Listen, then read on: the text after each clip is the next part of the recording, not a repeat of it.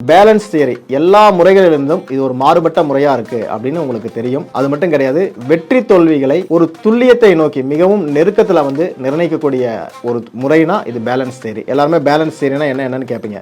கிரகங்களினுடைய சமநிலை கோட்பாடு. பேலன்ஸ்னா சமநிலை. அப்ப கிரகங்களுடைய உங்களுடைய ஜாதகத்தில் அந்த கிரகங்கள் எந்த சமநிலையில் இருக்கு, உயிர் காரகமா இருக்கா பொருள் காரகமா இருக்கா அப்படின்னு தெரிஞ்சுக்கிட்டா மட்டும்தான் இந்த உயிர் ராசிகள் அப்படிங்கிறது காலபுருஷனுடைய ஒற்றைப்பட ராசிகள். நம்ம ஏற்கனவே சொல்லியிருக்கோம், மேஷம், மிதுனம், சிம்மம், துலாம், அதுக்கப்புறம் தனுஷு, கும்பம், இது எல்லாமே இந்த 6 ராசிகள் உயிர் ராசிகள். இரட்டைப்பட ராசிகள் அப்படிங்கிறது பாத்தீங்கன்னா ரிஷபம், கடகம், கன்னி, விருச்சகம், மீனம், இந்த 6 லக்னங்கள் பாத்தீங்கன்னா 6 ராசிகள் பாத்தீங்கன்னா பொருள் ராசிகள். பொருள் அப்படின்னா இந்த கிரகங்கள் உட்கார்ந்தா பொருள் கிடைச்சிருங்கிறது ஒரு கான்செப்ட் இருந்தாலும்,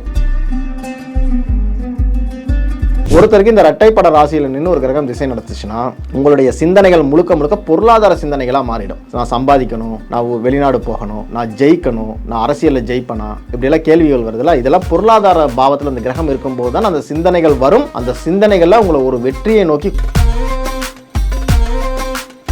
சில பேருக்கு ஒரு டவுட் வரும், சார் பொருள் ராசி இருந்தால் காசு வரும் நீங்கள் ஒரு வீடியோவில் சொன்னீங்கல்ல, இப்போ எனக்கு பொருள் ராசியில் தான் இருக்கான நான் தோத்து போயிட்டேன் சார் அப்படின்னு கேட்பாங்க. பொருள் ராசியில் அந்த கிரகம் இருந்தால் பொருளாதார சிந்தனைகள் தான் வரும் நம்ம சொல்லியிருக்கோம். ஆனால் ஜெயிப்பீங்களா தோப்பீங்களாங்கிறதுக்கு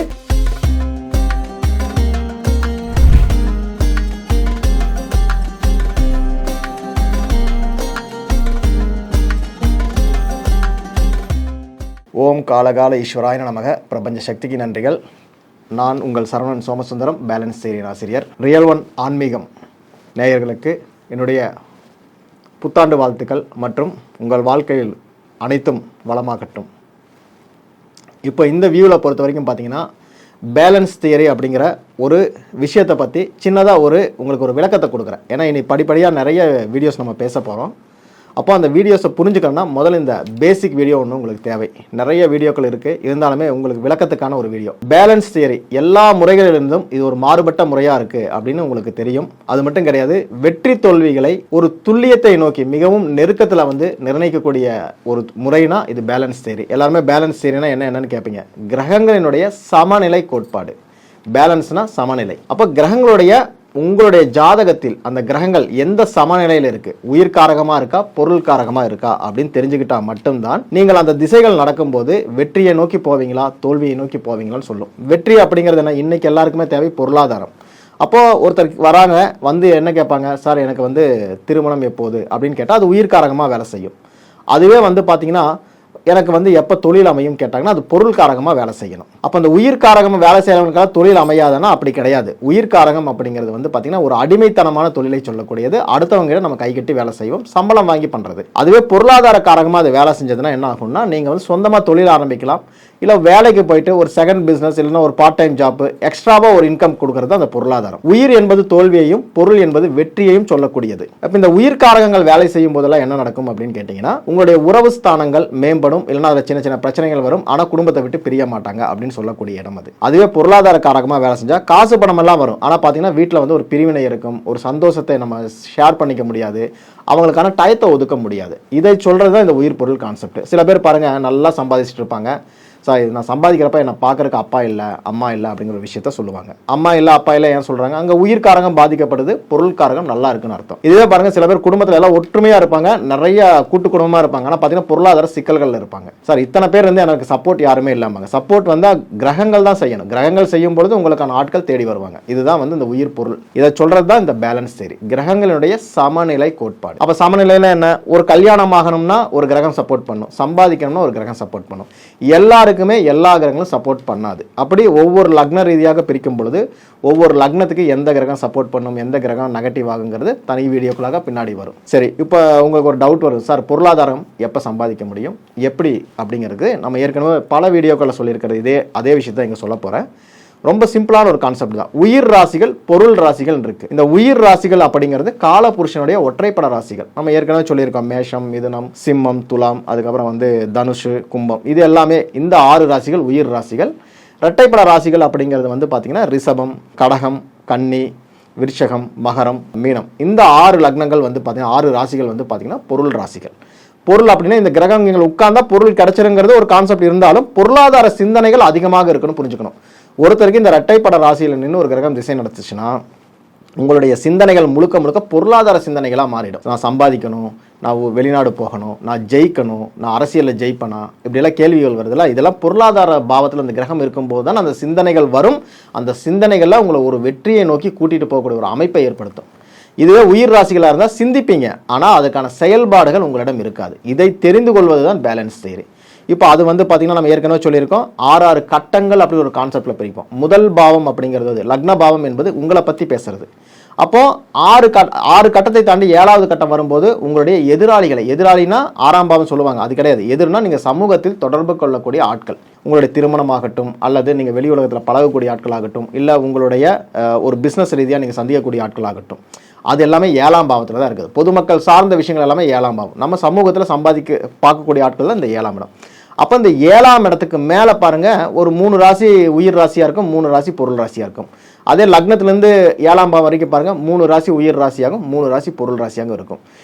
சில பேருக்கு ஒரு டவுட் வரும், சார் பொருள் ராசி இருந்தால் காசு வரும் நீங்கள் ஒரு வீடியோவில் சொன்னீங்கல்ல, இப்போ எனக்கு பொருள் ராசியில் தான் இருக்காங்க, நான் தோற்று போயிட்டேன் சார் அப்படின்னு கேட்பாங்க.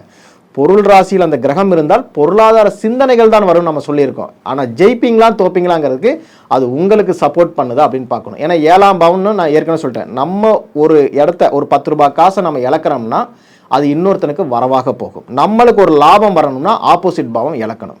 அப்போது இந்த 6 கட்டமாக பிரித்து அது உங்களுக்கு சப்போர்ட் பண்ணுதான்னு சொல்லிட்டு ஒரு கிரகத்துக்கு 3 ரூல் அப்படிங்கிற அடிப்படையில் நம்ம சொல்கிறது தான் இந்த பேலன்ஸ் தியரி. இதை வச்சு என்னென்னலாம் சொல்லலாம் அப்படின்னு கேட்டிங்கன்னா, உங்களுடைய ஜாதகத்திற்கு நீங்கள் எப்போ ஒரு வீடு வாங்குவீங்க, ஒரு இடத்த எப்போ வாங்குவீங்க, இது சொல்லணும்னா அந்த 4ஆம் இடம் என்பது பொருள் ராசியாகவோ அல்லது அந்த 4ஆம் இடத்து அதிபதி பொருளாதார கிரகமாகவோ மாறி உட்காரும் பொழுது தான் வாங்குறத பற்றி நம்ம பேச முடியும். அப்படி இல்லை அப்படின்னா நேர் எதிர்பாவம் என்று சொல்லக்கூடிய 10ஆம் பாவம் உங்களுக்கு சப்போர்ட் பண்ணணும். பாருங்கள், உங்கள் ஜாதகத்தில் 4ஆம் பாவம் டோட்டல் வீக்காக இருக்குதுன்னா உங்களால் இது வரைக்கும் ஒரு சொத்து கூட 4ஆம் அதிபதி திசையில் நான் ஒரு சொத்து கூட வாங்கலை, என்னால் ஒரு வண்டி கூட வாங்க முடியல அப்படின்னா 10ஆம் அதிபதி திசை நடக்கும் பொழுது உங்களுக்கு பொருளாதாரம் வர ஆரம்பிச்சிடும். இதுதான் பேலன்ஸ் தியரி. ஏன்னா ஒவ்வொரு பாவத்துக்கும் எதிர்பாவம் வேறொரு மாறுபட்ட ஒரு விஷயத்தை செய்யும். ஒரு எண்டு பிளஸ்னா இன்னொரு எண்டு மைனஸ். இதுதான் பேலன்ஸ் தியரி. அப்போ என்ன சொல்கிறேன்னா, உங்களுடைய 4ஆம் பாவம் உங்களுக்கு மைனஸ், ஒரு இடம் பொருள் வீடு எதுவுமே நான் வாங்கலை, ஒரு வண்டி கூட வாங்க முடியல, 4ஆம் இடத்துல 2 கிரகம் இருந்து திசை நடத்துச்சு, ஒன்று கூட நடக்கல அப்படின்னா 10ஆம் பாவாதிபதி திசையோ அல்லது 10ல் நின்று ஒரு கிரகம் திசை நடத்தினாலோ அல்லது 10ஆம் அதிபதி சாரத்தில் நின்று ஒரு கிரகம் திசை நடத்தினாலும் ஒரு சொத்து வாங்கிடுவீங்க, நம்ம தைரியமாக சொல்லிடலாம். சில பேர் கேட்பாங்க, சார் 4ஆம் பாவமா 10ஆம் பாவம் எப்படி சார் கண்டுபிடிக்கிறது? இது எல்லாமே தான் நம்ம சொல்ல ரூல்களாக நம்மளுடைய வகுப்புகளை நம்ம எடுத்துக்கிட்டு இருக்கோம். அப்போ இந்த ரூல்களை தெரிஞ்சு நம்ம சொல்லும்போது ஈஸியாக நம்ம ஒரு விஷயத்தை மக்களுக்கு கனெக்ட் பண்ண முடியும். இப்போ எல்லாருக்குமே சொத்து கிடைக்கும், எல்லாருக்குமே திருமணம் உண்டு, எல்லாருக்குமே குழந்தை பாவம் உண்டு. ஆனால் குழந்தை டிலே ஆகுது இல்லைங்களா? அப்போ அந்த கிரகம் என்னன்னா உயிர் காரகமாக வேலை செய்யலை, பொருள் காரகமாக செஞ்சுட்டு இருக்கு. அதுக்கு பதிலாக பரம்பரை சொத்து நிறையா இருக்கும். நிறைய பாருங்க, இந்த பரம்பரை சொத்து இருக்கிறவங்க வீட்டில எல்லாம் பாருங்களேன், கூட்டு குடும்பமாக இருக்க மாட்டாங்க, சொந்த பந்தங்கள் கூட அடிதடியாக இருக்கும். பொருளாதாரம் 5ஆம் இடம் என்பது பூர்வீகம். அப்போ அந்த பூர்வீகம் என்ன சொல்லுதுன்னா, சொத்துக்களாக கன்வெர்ட் ஆகும்போது அந்த பூர்வீகத்தில் இருக்கக்கூடிய உறவுகள் பாதிக்கப்படுது. இதுதான் உயிர் ஸ்தானம். அப்போ 5ல் நின்று ஒரு கிரகம் திசை நடத்தும் போது பொருளாதாரமாக வேலை செய்தால் உயிர்காரகம் பாதிக்கப்படும். அதனால தான் குழந்தை டிலே ஆகிறது, ஒரு குழந்தை அபார்ட் பண்றது. ஒரு கிரகம் எதை கொடுக்குதோ ஒரு பாவத்தில் நின்று அதுக்கு அகேன்ஸ்டான இன்னொரு விஷயத்தை எடுத்துக்கும். இதே பாருங்க, 5ஆம் இடத்துல ஒரு கிரகம் திசை நடத்துது, நின்று திசை நடத்துது, இல்லை 5ஆம் அதிபதி திசை நடக்குதுன்னு வச்சுக்கோங்களேன், உங்களுடைய பரம்பரை விருத்தி, குழந்தை பாகியம், இல்லை குழந்தைகளுக்கான ஒரு கல்யாணம், இதெல்லாம் பண்ணிட்டு இருந்தீங்கன்னா உங்க தொழில் ரீதியான ஒரு மைனஸை சந்திப்பீங்க. கண்டிப்பாக தொழில் ரீதியாக ஒரு பொருளாதார இழப்பீடுகளை சந்திப்பீங்க. ஏன் அப்படின்னு பார்த்தீங்கன்னா, அது 10ஆம் பாவத்துக்கு 8ஆம் பாவம். ஒரு விஷயத்தை புரிஞ்சுக்கணும். இப்போ சில பேர் கேட்பாங்க, சார் நான் வெளிநாடு போக முடியுமா, வெளியூர் போக முடியுமா அப்படின்னு கேட்பாங்க. பொருள் பாவமா வேலை செஞ்சா வெளியூர் வெளிநாடு கண்டிப்பா அந்த கிரகம் அனுப்பிச்சு வைக்கும். இதுக்கு பாவ தொடர்புகளையும் இந்த கிரகங்களையும் நம்ம கணிச்சிட்டா மட்டும் போதும். இப்போ உதாரணத்துக்கு ஒரு 2ஆம் அதிபதியோ 10ஆம் அதிபதியோ உங்களுக்கு பொருளாதாரமா வேலை செய்யுது அப்படின்னு வச்சுக்கோங்களேன். செய்யும் பொழுது கண்டிப்பா நீங்க தொழில் ரீதியாக ஒரு மாற்றம் உண்டு, அது வெளியூரை நோக்கி போகும். நான் வெளிநாடு ட்ரை பண்ணலாம்னா பண்ணலாம். அதுக்கு சப்போர்ட் பண்ணக்கூடிய கிரகங்கள் 3 கிரகங்கள், சூரியன், ராகு, புதன். இந்த கிரக திசா புத்திகள் அல்லது இந்த கிரகத்தில் நின்று ஒரு கிரகம் திசை நடத்துறது அல்லது அந்த வீட்டில் நின்று நடத்திட்டா பொருளாதாரம் வேலை செய்யும். பொருள் என்ன, வெளியே, அதாவது உயிர்காரகம் எல்லாம் உள்ளூரை சொல்லும், பொருளாதார காரகம் எல்லாம் வெளியூரை சொல்லும். உள்ளே வெளியேன்னு அப்படின்னு நம்ம சொல்லுவோம். அதாவது அகக்காரகம் புறக்காரகம் அப்படின்னு நம்ம சொல்லுவோம். அந்த புறக்காரக ராசிகள்ல போய் உட்காந்து இந்த இரட்டைப்பட ராசிகள் சொன்னோம் இல்லையா காலபுருஷனுக்கு, அது எல்லாமே புறக்காரக ராசிகள், வெளிநாட்டை சொல்லக்கூடிய இடம். அதே போல ஒரு பிசினஸ் ஆரம்பிப்பனா, 2 பிசினஸ் ஆரம்பிப்பனா அப்படின்னு சில பேர் கேட்பாங்க. பாருங்க, 12ஆம் இடம் என்பது ரெண்டு பிசினஸ் ரெண்டாவது பிசினஸ் சொல்லக்கூடிய இடம். அதே நேரத்துக்கு அது விரயஸ்தானம்னு சொல்லியிருக்காங்க. அப்போ 12ஆம் இடம் உங்க ஜாதகத்துக்கு உயிர்காரகமா வேலை செஞ்சா 2வது பிசினஸ் ஆரம்பிச்சு நீங்க தோத்து போய் போயிடுவீங்க நம்ம சொல்லுவோம். புரியுதுங்களா? அதுக்கு பதிலாக அப்பாவுக்கு ஒரு ஹெல்த் இஷ்யூஸஸ் வரும், ஆனால் காப்பாற்றிடலாம் அப்படிங்கிற அந்த உயிர் காரகத்தை நம்ம தூக்கி வச்சு பேசுவோம். இல்லை சார், அப்பாவுக்கு ஒரு பிரச்சனை வரும், காப்பாற்றிடலாம், அம்மாவுக்கு ஒரு ப்ராப்ளம் வரும், காப்பாற்றிடலாம் அப்படின்னு அந்த உயிர் காரகம் சொல்லும். அதே நேரத்தில் பொருளாதார ரீதியாக இரண்டாவது பிஸ்னஸ் கண்டிப்பாக பாதிக்கப்படும். அதிலிருந்து உங்களுடைய லாஸ் தொடர்ந்து வர ஆரம்பிச்சிடும். இதை சொல்லிடலாம். இந்த 12ஆம் இடம் என்னங்கிறது என்ன? அயன சயன போகம். திருமணம் ஆன உடனே பாருங்க, சில பேர் லாஸ் ஆவாங்க, வேலை கையை விட்டு போயிடும். ஏன்னா அந்த 12ஆம் அதிபதி திசையோ இல்லை 12 கூடிய சாரத்தில் இன்னொரு கிரகம் திசை நடத்தும் போது திருமணம் என்பது என்னன்னு கேட்டீங்கன்னா உயிர்காரகம். அந்த 12ங்கிறது அயன சயன போகம், திருமணத்தால் கிடைக்கக்கூடிய நல்லது கெட்டது. அப்போ அந்த 12ஆம் பாவம் உயிர்காரகமாக வேலை செய்யும் போது திருமண ரீதியாக கிடைக்க வேண்டிய சுகங்கள் எல்லாமே கிடைச்சிடும். அதற்கு பதிலாக தொழில் ரீதியாக ஒரு மைனஸ், வேலைக்கு போயிருந்தா வேலையே மாறுன்றோம், ஒரு வேலை போய் இன்னொரு வேலை கிடைக்கும், ஒரு பிசினஸ் பண்ணீங்கன்னா ஒரு பிசினஸ் லாஸ் ஆகும் அப்படிங்கிறது எல்லாம் சொல்றது தான் இந்த பேலன்ஸ் தியரி. இப்படி ஒவ்வொரு பாவத்துக்குமே நம்ம கனெக்ட் பண்ண முடியும். இப்போ பாருங்க, 12ஆம் பாவம் உங்களுக்கு வந்து திசை நடத்தி உங்களுக்கு பொருளாதாரக்காரங்க அவுட் ஆயிடுச்சுன்னு வச்சுக்கோங்க, எந்த லக்னமா வேணா இருக்கலாம். உடனே நம்ம என்ன பண்ணுவோம், அடுத்து வரக்கூடிய திசை 6ஆம் அதிபதி திசையோ அல்லது 6ல நின்று ஒரு கிரகம் திசை நடத்தினால நம்ம என்ன பண்ணுவோம், உடனே பயந்துக்குவோம். என்ன சார், போன திசையில டோட்டலா வாஷ் அவுட் பண்ணிட்டேன், ஆனால் 6ஆம் அதிபதி திசை இப்போ போயிட்டு இருக்கு, மறுபடியும் நான் கடனாளி ஆவனா அப்படின்னு யாராவது கேட்டாங்கன்னா தைரியமா சொல்லலாம், இல்ல சார் நீங்க ஜெயிச்சிடுவீங்க. ஏன்னா ஒரு பாவத்திற்கு எதிர்பாவம் மாறி தான் வேலை செய்யும். நம்ம ஏற்கனவே சொன்னா ஒரு எண்டு பிளஸ்னா ஒரு எண்டு மைனஸ். அப்ப 12ஆம் பாவாதிபதி விரயத்தை செய்தால் 6ஆம் இடத்துல நின்று ஒரு கிரகம் திசை நடத்தினாலோ 6ஆம் அதிபதி திசை நடத்தினாலும் நீங்க லாபத்தை சம்பாதிக்க போறீங்க, இருக்கிற கடனை கட்டிடுவீங்கன்னு அர்த்தம். ஏன்னா அது 7ஆம் பாவத்திற்கு அவனுடைய விரயபாவம். உங்களுடைய விரயபாவம் உங்களுக்கு விரயத்தை தரும். அதுவே நேர் 7ஆம் பாவத்துக்கு 12ஆம் அதிபதிங்கிறது உங்களுடைய 6ஆம் இடமா வரும். 6னா உத்தியோகஸ்தானம்னு ஒரு பேர். அது பொருளா மட்டும் வேலை செஞ்சிருச்சுன்னா உங்களுக்கு கடன் அடையும், வெளியூர் வெளிநாடு போகலாம், சம்பாதிக்கலாம், சந்தோஷமான மனநிறைவை தரக்கூடிய இடம். ஸோ இந்த கான்செப்ட்ல தான் நம்ம இந்த பேலன்ஸ் சீரியை தொடர்ந்து நம்ம பார்க்க போறோம். வர இனிமேல் படிப்படியான வீடியோக்கள் அனைத்துமே இதனுடைய கான்செப்ட்ல தான் வரும். நம்ம இப்போ சொல்ல வேண்டிய விஷயம் என்னன்னு கேட்டீங்கன்னா, உயிர்காரகம் என்பது தோல்வியையும், பொருள் காரகம் என்பது வெற்றியையும் தரும் என்பதை இந்த வீடியோவில் புரிஞ்சுக்கங்க. உயிர்காரக வீடுகள் அனைத்தும் உறவுக்காரங்களை பற்றி பேசும், பொருளாதார வீடுகள் அத்தனையுமே பொருளாதார விஷயங்களை பற்றி பேசும். நான் ஏற்கனவே சொன்ன மாதிரி சொத்துக்கள், வண்டி, வாகனம், ஒரு பெரிய அந்தஸ்து, வெற்றிகளை குவிக்கிறது, அரசியலை போய் ஜெயிக்கிறது, சினிமாவில் ஜெயிக்கிறது எல்லாமே பொருள் காரகம். உறவு ரீதியாக ஜெயிக்கிறது எல்லாமே உயிர் ராசிகள் இருக்கு. இது லாபமா நஷ்டமா என்பதை திசா புத்திகள் முடிவு செய்யும். இந்த அருமையான ஒரு வாய்ப்பை எனக்கு கொடுத்த ரியல் ஒன் ஆன்மீகம் நேயர்களுக்கும் அவருடைய உரிமையாளர்களுக்கும் என்னுடைய மனமார்ந்த நன்றிகளையும் வாழ்த்துக்களையும் தெரிவித்துக் கொள்கிறேன். வாழ்க வளமுடன், வாழ்க வளமுடன், வாழ்க வளமுடன்.